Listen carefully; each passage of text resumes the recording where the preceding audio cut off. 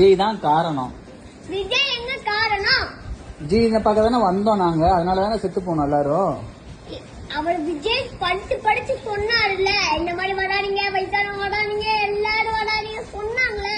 டயத்துக்கு வரணுமா இல்லையா விஜய்? அவர் ஏதாச்சும் ஆகி வீட்டுல இருப்பாரு, அவர் நைட்டு வருவாரு இல்ல காலையில வருவாரு, அவர் இஷ்டம். அவர் இஷ்டத்துக்கு எப்ப வேணாலும் வருவாரு. சரி, நீங்க எதுக்கு அது பேசணும்? இப்ப விஜய் பார்க்க வந்தாலும் பாவ சின்ன குழந்தை எல்லாமே செத்து போச்சுல. அதே மாதிரி நான் சொல்றேன், நீங்க எதுக்கு வந்தீங்க? அவர்தான் படிச்சு சொன்னார்ல. என்ன சொன்னாரு? இந்த மாதிரி வயசானவங்க வராதீங்க, ஒரு வயசு குழந்தைங்கள வராதீங்க சொன்னார்ல, படிச்சு.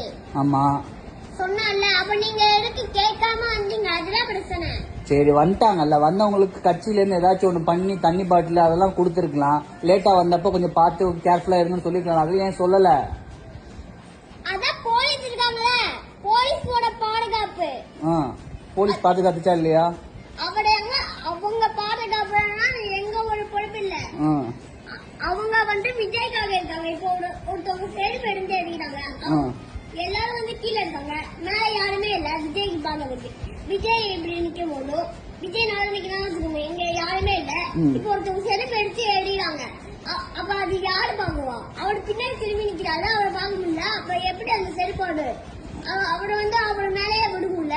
அதனாலதான் 2 பேர் இருந்தாங்க, கீழே படிச்சு இருந்தாங்க. அது ஒரு போலீஸோட பாதுகாப்பு. போலீஸ் மேல தப்பா? போலீஸ் மேல தப்பு, விஜய் மேல தப்பு இல்ல. போலீஸ் மேலே உங்க மேலேயே தப்பு. அவர் சொன்னால, நீங்க அவர் சொன்னாலும் நீங்க வரீங்கல்ல, அது உங்களோட பாதுகாப்புச்சா? இப்ப விஜய் கேர்ஃபுல்லா இருக்கணும்னு சொன்னாரு, நம்ம தான் கேட்கலையா? ஆமா, நீங்க தான் கேட்கல.